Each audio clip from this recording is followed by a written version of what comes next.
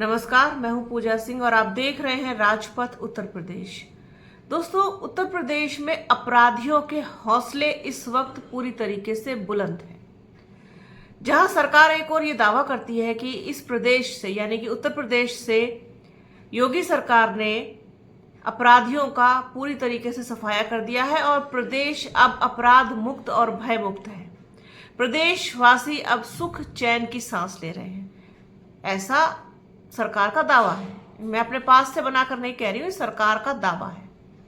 अब ये दावा कितना सही और सच है उसका अंदाजा इस बात से लग जाता है कि प्रदेश में शायद ही कोई दिन ऐसा जा रहा हो, शायद ही कोई दिन ऐसा गुजर रहा हो जब अपराध ना हो रहा हो और अपराधी बड़ी कहना चाहिए कि स्वतंत्रता के साथ और बहुत बिल्कुल कह लीजिए कि बिल्कुल आज़ाद होकर के क्राइम को अंजाम न दे रहे हो, बेखौफ होकर के, बिना डरे।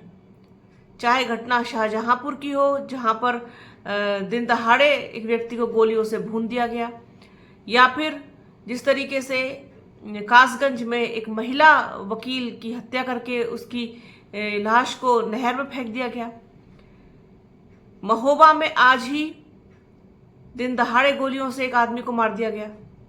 रोज हो रहा है क्राइम।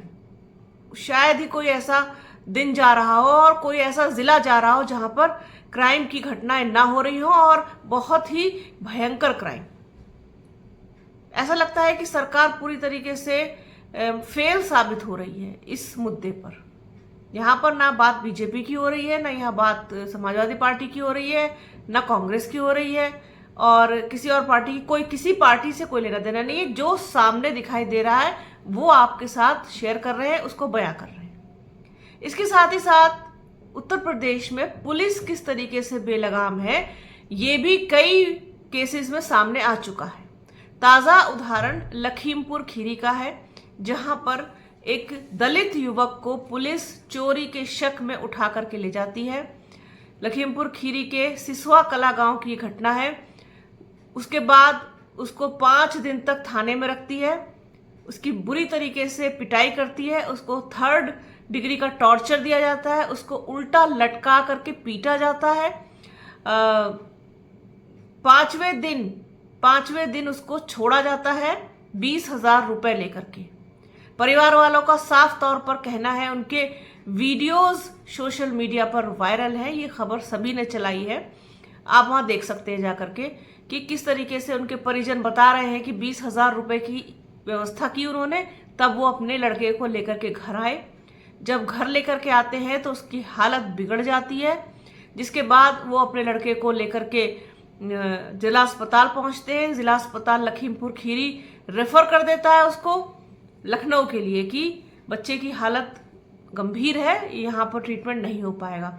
लेकिन लखनऊ पहुंचते ही वो युवक, बच्चा दम तोड़ देता है और नाबालिग था वो, एज कम थी उसकी, दम तोड़ देता है। इतनी बुरी तरीके से उसकी पिटाई की जाती है, उसको अंदरूनी चोटें आती हैं, जिसके बाद हंगामा खड़ा हो जाता है। परिजन थाने पहुंचते हैं, घेराव कर लेते हैं, नेशनल हाईवे को जाम कर दिया जाता है। बड़ी मुश्किल से 3 पुलिस वालों को लाइन हाजिर करने के बाद वो जाम खुलवाया जाता है, लोगों को समझा बुझा करके भेजा जाता है उनके घर वापस। न्याय की लगातार गुहार लगा रहे हैं परिजन की उस युवक को न्याय मिलना चाहिए। तो ये तो हाल है उत्तर प्रदेश का। इससे पहले फिरोजाबाद में भी ऐसी घटना हो चुकी है जहां पर पुलिस की पिटाई से ही एक युवक की मौत हो गई थी। और ये जो पिटाई हो रही है, ये जो इस तरीके से पुलिस वाले मतलब बिना किसी सबूत के और बिना किसी प्रमाण के सिर्फ एक प्रार्थना पत्र पर लाकर के थाने में बंद कर लेते हैं और इतनी बुरी तरीके से पिटाई करते हैं कि युवक की, आदमियों की जान चली जा रही है। इसमें आप ये देखिए कि एससी समुदाय के साथ ये ज्यादा बर्बरता हो रही है, उनके साथ ज्यादा सख्ती के साथ पेश आया जा रहा है। पता नहीं क्यों, किस बात की भड़ास उनके साथ निकाली जा रही है, किस तरीके की खुन्नस उनके साथ निकाली जा रही है। एससी समाज मतलब और अल्पसंख्यक, ये दोनों ही निशाने पर हैं। इसी को लेकर के जो नगीना सांसद हैं चंद्रशेखर, उन्होंने इसका मुद्दा उठाया है कि एक तो निष्पक्ष जांच हो इस पूरे मामले की कि क्या कुछ मामला था और किस तरीके से पुलिस का इसमें रवैया रहा, पुलिस की क्या भूमिका रही, ये सारी चीजें। और साथ ही साथ 1 करोड़ रुपए का मुआवजा देने की भी चंद्रशेखर सांसद है नगीना से उन्होंने मांग की है कि पीड़ित परिवार को 1 करोड़ रुपए का मुआवजा दिया जाए और इसकी निष्पक्ष जांच हो। तो ये सारी चीजें हैं, हो रही हैं, और मतलब निष्पक्ष जांच होना बहुत जरूरी है। साथ ही साथ मुआवजा भी मांगा गया है, मुआवजे की बात की गई है। लेकिन बड़ा सवाल यह है कि इस तरीके की घटनाएं आखिरकार हो क्यों रही हैं और ये कब तक होंगी। मतलब जब भी कोई इस तरीके की घटना सामने आती है, कोई ऐसा मुद्दा सामने आता है, तो सिर्फ यही सवाल मन में उठता है कि आखिर कब तक होता रहेगा ये सब कुछ। क्राइम रोकने में आप फेल साबित हो रहे हैं, आपसे क्राइम रुक नहीं रहा है प्रदेश में। लॉ एंड ऑर्डर की जो व्यवस्था है उसको आप देखिए ना, क्या कर रहे हैं आप। आपको ही देखना है, ये प्रदेश आप चला रहे हो तो इस तरीके से कहीं भी किसी को भी दिन दहाड़े मार दिया जाता है, किसी भी व्यक्ति मतलब अपने आप को सुरक्षित महसूस ही नहीं कर पा रहा है कहीं पे।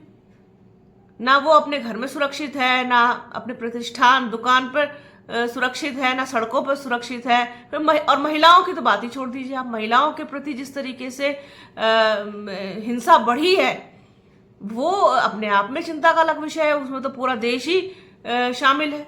कोई ऐसा प्रदेश नहीं बचा जहां पर महिलाओं के प्रति यौन शोषण के मामले ना आ रहे हो, रेप केसेस ना आ रहे हो। वो तो एक अलग ही मुद्दा है। लेकिन फिलहाल बात उत्तर प्रदेश की हो रही है। उत्तर प्रदेश में क्राइम की हो रही है।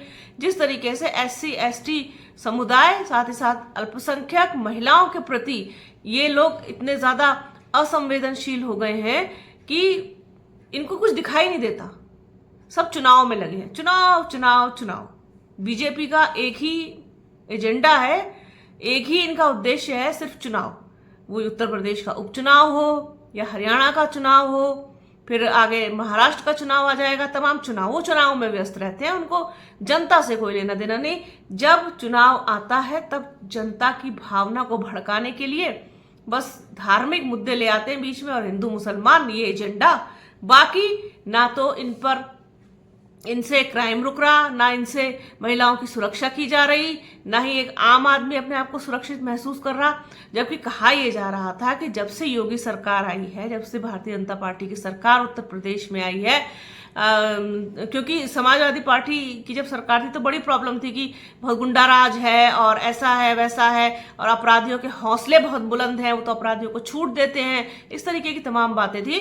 तो फिर जनता ने पूरा उलटफेर किया, इनको लेके आए, जनता ने बदलाव किया, दो बार बदलाव किया, दो बार लेकर के आए इनको, इनकी सरकार बनवाई, इसीलिए कि अब शांति मिलेगी। और बड़ा उससे कहा जा रहा था बार बार कि अब तो जो है प्रदेश में अपराधी कहीं से कहीं तक है नहीं और बिल्कुल भयमुक्त प्रदेश है, भयमुक्त प्रदेशवासी हैं।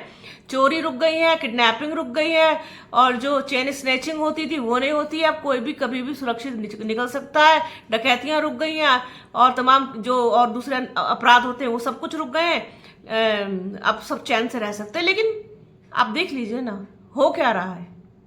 अब उससे ज्यादा बड़े क्राइम हो रहे हैं। तो यहां सरकार पर सवाल उठते हैं। आखिरकार जिम्मेदारी तो सरकार की है ना। आफ्टर ऑल हमारे प्रति जवाबदेही सरकार की है, जनता के प्रति, तो उसके लिए तो जवाब देना पड़ेगा। इसमें यह नहीं कहा जा सकता कि आप ऐसा क्यों बोल रहे हैं और तब ऐसा होता होगा। अब अभी तो बहुत साल हो गए, दूसरे लोग सत्ता में है ही नहीं, अब तो आप ही हो। तो कुल मिला के जिम्मेदारी आपकी है ना। तो प्रदेश को देखिए मान्यवर, प्रदेश को संभालिए, अपराधियों को वास्तव में प्रदेश से बाहर का रास्ता दिखाइए, जिससे सुख चैन की सांस ले सकें। और जिस तरीके का ये शोषण और अत्याचार SC ST समुदाय और अल्पसंख्यकों पे हो रहा है, इसकी ओर भी प्लीज ध्यान दीजिए। अपनी पुलिस को थोड़ा कंट्रोल करने की कोशिश कीजिए। तो ये खबर कह लीजिए, इस पर मुद्दे पर चर्चा कह लीजिए, ये आप लोगों के साथ शेयर करनी थी। तो बने रहिए हमारे चैनल के साथ। हमारे चैनल को लाइक कीजिए, शेयर कीजिए, सब्सक्राइब कीजिए, बेल आइकन जरूर दबाइएगा। अपना और अपनों का बहुत ख्याल रखिए। जल्द मिलूंगी आपसे एक नए वीडियो में, एक नए मुद्दे के साथ, एक नई चर्चा में। तब तक के लिए जय हिंद।